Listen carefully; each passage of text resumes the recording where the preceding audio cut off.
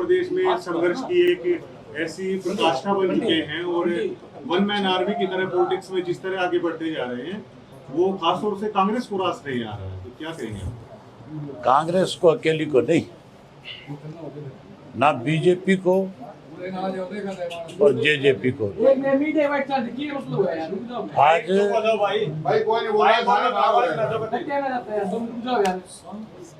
इन सब राजनीतिक दलों को अगर किसी से सबसे ज़्यादा तकलीफ है तो इंडियन नेशनल लोकदल पार्टी से। भाजपा को अब इस बात का एहसास हो गया सम्मान दिवस के बाद कि तुम्हें कांग्रेस तो सत्ता से बाहर नहीं कर सकी, लेकिन इंडियन नेशनल लोकदल पार्टी जो है आने वाले समय में भाजपा को सत्ता से बाहर कर देगी।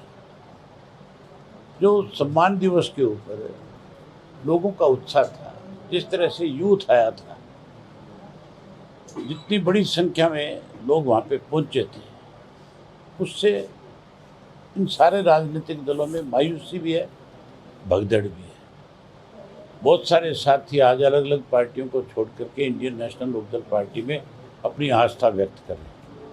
आज आपके सामने था सोनू, जो बीडीसी का मेंबर है, उसके साथ सैकड़ों लोगों ने जो आपके झज्जर के इलाके में अपने अपने गांव में, वार्ड में एक पहचान रखी है, उन्होंने आज ज्वाइन किया है।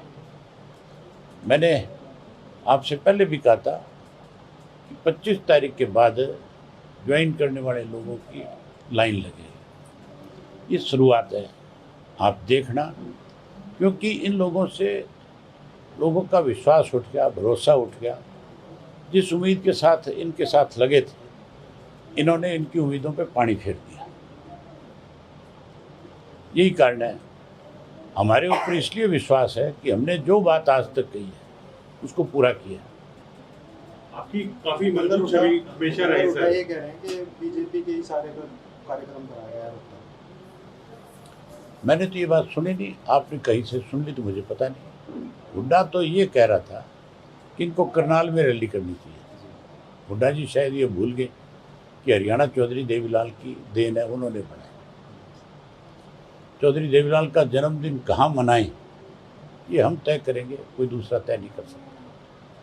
ये हमारा फैसला था कि रोहतक में करेंगे, अगले साल किस जिले में करना है ये फैसला भी हमारी पार्टी करेगी। एक आईपीएस अधिकारी ने सुसाइड किया, बहुत दुर्भाग्यपूर्ण बात है, और 5 दिन हो गया आज, अब तक सरकार जो है किसी तय तक नहीं पहुंच पाई, कोई फैसला नहीं ले सकी। इससे बड़ा और दुर्भाग्य क्या होगा? अगर सरकार का इसी तरह का ढुलमुल रवैया रहा तो सरकारी जो अधिकारी है फिर उनको तो किसी भी तरीके से सरकार दबाव में लेकर के काम करा सकती है। उनको भी सरकार दबाव में रख करके काम करना चाहती थी। वो ऑनेस्ट आदमी थे, उन्होंने कभी इस बात की परवाह नहीं करी। उन्होंने हमेशा जो सही था उसको लेकर के आगे बढ़े, और इस बात से उन्होंने सुसाइड किया। उन्होंने अपने सुसाइड नोट में साफ लिखा है, जिन लोगों के नाम लिखे गए उनके खिलाफ कार्रवाई होनी चाहिए, सख्त कार्रवाई। आईपीएस में जहां पूछा जा रहा है आपसे कि जिस तरह से आईपीएस ने सुसाइड किया, आप कह रहे इसमें आपका क्या करा? वो वीडियो लगातार मैंने ये बात कही थी उस दिन जब मैं प्रेस कॉन्फ्रेंस कर रहा था, तभी मुझे किसी ने आके बताया कि इस तरह से एक आईपीएस अधिकारी ने सुसाइड कर दिया। मैंने कहा जब तक पता नहीं चलता ये सुसाइड किस वजह से किया है, आप कुछ नहीं कह सकते। उसको तोड़ मरोड़ के दिखाया जा रहा है कि आप क्या करें इसमें। मैंने ये कहा था कि जब तक कोई चीज़ सामने नहीं आएगी हम उसके ऊपर कोई टिप्पणी नहीं करेंगे। सुसाइड क्यों हुआ, किस कारण से हुआ, इस बात का पता होना चाहिए कि नहीं होना चाहिए।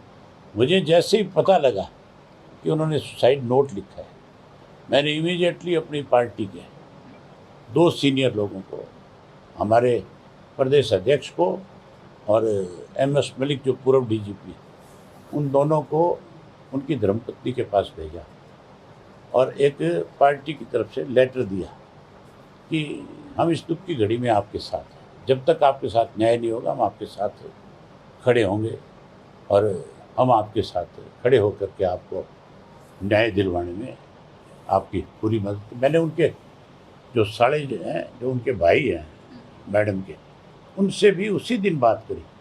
वो एमएलए हैं आप पार्टी के बठिंडा से, मैंने उनसे बात भी करी और उनसे भी मैंने कहा कि आप निश्चिंत रहो, हम किसी भी तरह से जो संभव होगा आपकी मदद करें।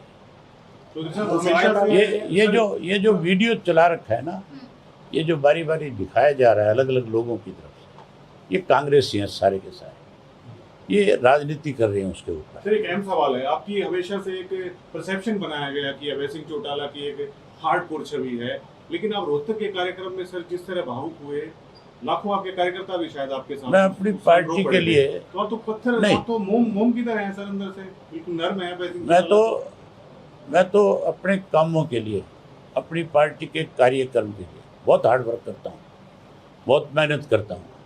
आज उसी का नतीजा है कि लोगों को मेरे ऊपर विश्वास है। आज लाखों लोग मेरे साथ यूं ही तो नहीं खड़े, लाखों लोग जहाँ चौधरी देवीलाल को श्रद्धासुमन अर्पित करने आए थे, वहाँ मुझे आशीर्वाद देने आए थे, मुझे विश्वास दिलाने आए थे कि हम संघर्ष में तेरे साथ हैं, तेरे से अलग नहीं है।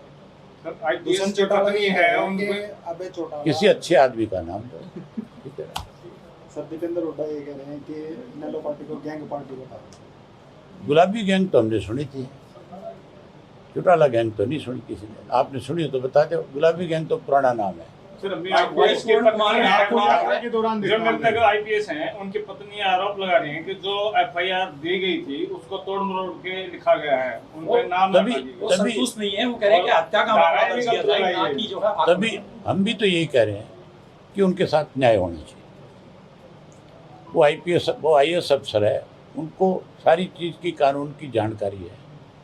उन्होंने इसीलिए पोस्टमार्टम नहीं करवाया ना कि उसमें कानूनन पेचीदगियाँ छोड़ी गई है, वो पूरी करनी चाहिए। सरकार को किसी को बचाना नहीं चाहिए, जो कसूरवार है उसके खिलाफ कार्रवाई होनी चाहिए। आखिर 5 साल से ऊपर ताड़ना झेल रहे हैं, आखिर सरकार इस मामले में मौन क्यों थी? उनको आत्महत्या करनी क्यों पड़ी? ये बात आप उनकी वाइफ से पूछो, सरकार से पूछो। सर आज से 10 साल रोहतक एसपी का भी तबादला कर दिया। आज से 10 साल पहले आप मुख्यमंत्री बन जाते सर, हमने देखा था इनेलो की बड़ी लहर थी। उसको मुख्यमंत्री को तुरंत प्रभाव से डीजीपी को भी छुट्टी पे भेजना चाहिए। जब तक वो इन पदों पे रहेंगे तब तक निष्पक्ष जांच नहीं हो सकती। जांच का भी एक दायरा होता है। कोई डीएसपी स्तर का अधिकारी अगर जांच करेगा, वो डीजी से क्या पूछताछ करेगा? जब तक डीजी उस पोस्ट पे है तो दिक्कत आएगी। आज से 10 साल पहले आप मुख्यमंत्री बन चुके होते सर, बड़ी लहर मैं थी। मुझे इतना संघर्ष आपने किया, किसान आंदोलन में इस्तीफा तक दिया, हमने आपके घायल पैरों को देखा था कि हमने बहुत मुख्यमंत्री बनाए। 29 में होगा ये? हाँ होगा, मुख्यमंत्री हमारी पार्टी से होगा। एक आखिरी सवाल है, झज्जर अनाज मंडी में अभी जा रहा हूँ, क्विंटल अभी जा रहा हूँ, आप वहाँ जाओ, वही बात करें। ठीक है, धन्यवाद।